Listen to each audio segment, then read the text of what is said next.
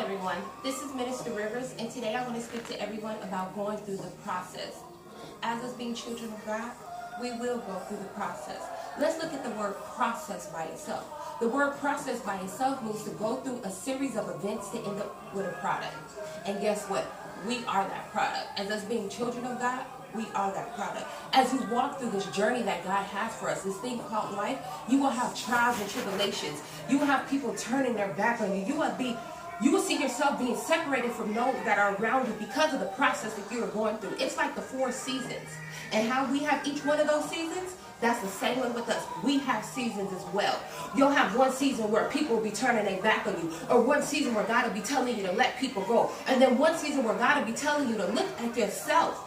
And if the things that are inside you are not of God, then you need to tear those things off of you. But I'm here to let you know, all of us will go through the process. There were so many people in the Bible that had to go through a process to get to where God wanted them to go to.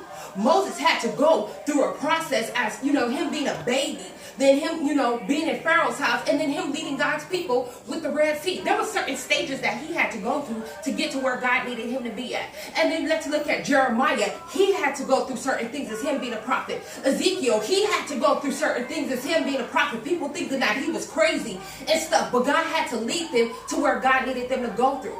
Look at Joseph. Joseph's family turned their back on him, said he was a little cray-cray, but he had to go through the things that he had to go through so his family could be delivered out of Pharaoh. And then most of all, Jesus had to go through a process to end up on the cross. Jesus couldn't just all of a sudden just go to the cross, but he had to endure. He had to go through certain things. So when people saw him, they didn't see him just as flesh, but they saw God upon his life. And I'm here to let you know, you will go through the process, but don't look at this person or that person because they're going through certain things and be like, well, why am I not going through this? Why not you?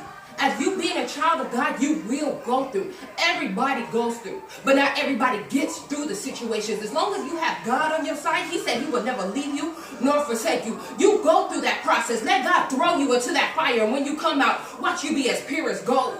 Those that are able to hold on to the end, those that are able to endure to the end are called the chosen ones. You keep your head up high. You lift up your head and say, God, through every situation that I go through, I know I must go through this. Count it as joy when those around you persecute you or say you acting funny because you're trying to do the will of God. You know what?